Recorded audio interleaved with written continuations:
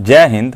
दोस्तों, प्रधानमंत्री मोदी 23 अगस्त को यूक्रेन की यात्रा पर गए हुए हैं। Narendra Modi says his government is willing to offer any help it can to end the conflict in Ukraine, but warned nothing could be solved on the battlefield.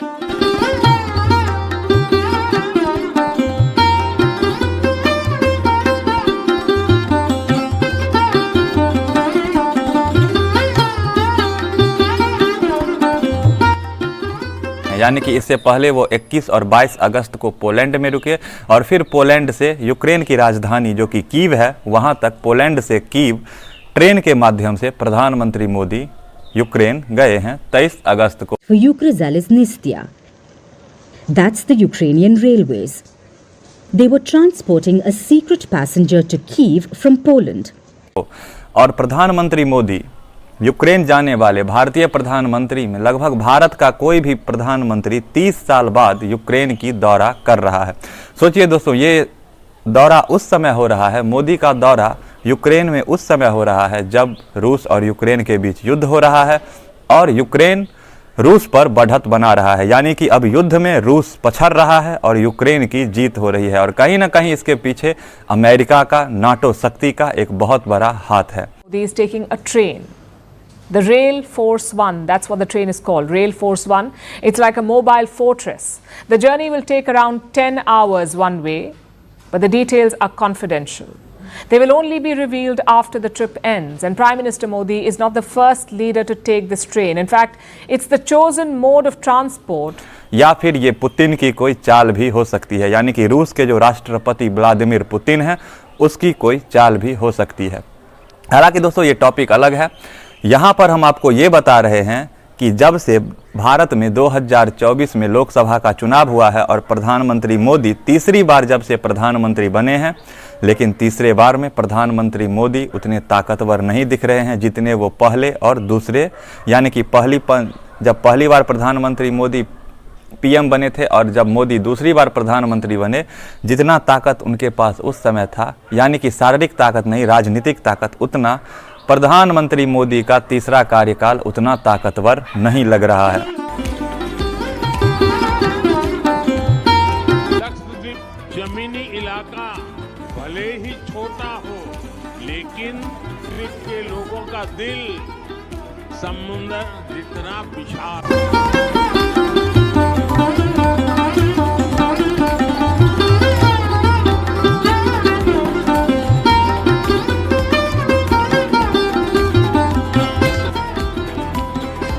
क्योंकि अंतर्राष्ट्रीय मुद्दे पर भी भारत कहीं ना कहीं पछड़ रहा है और ये मैं आपको इसलिए कह रहा हूं क्योंकि अमेरिका जब प्रधानमंत्री मोदी रूस गए थे, जब नरेंद्र मोदी ने रूस का दौरा किया था और जब पुतिन ने रूस का सर्वोच्च राष्ट्रीय सम्मान मोदी को दिया था, तो अमेरिका ने भारत को लेकर धमकी भरा शब्द कहा था और इस पर भारत ने कोई प्रतिक्रिया नहीं दी थी।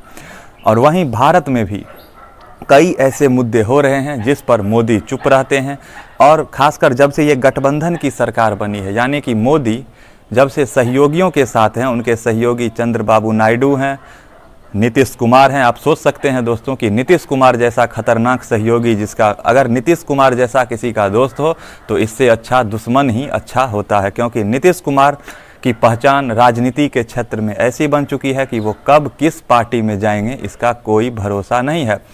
तो इसी और ये चिराग पासवान जो बिहार के ही राजनीति के लोजपा प्रमुख हैं, इन लोगों की जो गठबंधन की सरकार है, एनडीए सरकार, इनको मिलाकर जब से मोदी प्रधानमंत्री बने हैं, क्योंकि बीजेपी बहुमत में नहीं है और बीजेपी जब बहुमत में थी, यानी कि 2014 से 19 और 19 से 24 बीजेपी बहुमत में थी, बीजेपी को 272 से ज़्यादा सीट आए थे और तब बीजेपी ने जो फैसला लिया था कश्मीर से 370 को हटा दिया, क्योंकि बीजेपी उस समय बहुमत में थी और ये काफ़ी अहम फैसला था।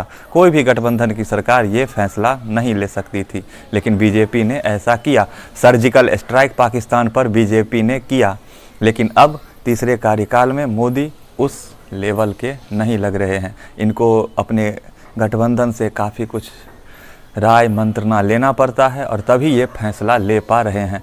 एस जयशंकर जो कि काफ़ी अच्छे विदेश मंत्री हैं, भारत के विदेश मंत्री एस जयशंकर की जितनी वाहवाही इससे पहले हुई थी, यानी कि 2019 से लेकर 2024 तक एस जयशंकर की काफ़ी ज़्यादा वाहवाही हुई थी और होना भी चाहिए था, क्योंकि अंतर्राष्ट्रीय स्तर पर एस जयशंकर ने देश का प्रतिनिधित्व जैसे किया वैसा शायद ही कोई विदेश मंत्री ने अब तक भारत के लिए किया था। लेकिन अब कहीं ना कहीं भारत अंतर्राष्ट्रीय मुद्दा पर पिछड़ रहा है। भारत को यहाँ पर संभल कर फैसला लेने की आवश्यकता है, क्योंकि मोदी का रूस जाना और फिर तुरंत मोदी का यूक्रेन जाना ये कहीं ना कहीं अमेरिका का दबाव भी दिखाता है। हो सकता है मोदी अमेरिका के दबाव में यूक्रेन गए हों। आप क्या सोचते हैं? आप इस पर क्या सोच रखते हैं? आपको क्या लगता है कि मोदी का यूक्रेन दौरा क्यों हुआ है? क्या ये रूस के राष्ट्रपति व्लादिमीर पुतिन की कोई चाल है, उसी के तहत मोदी को यूक्रेन भेजा जा रहा है, या फिर ये अमेरिका का दबाव है जिसके तहत मोदी को यूक्रेन भेजा जा रहा है?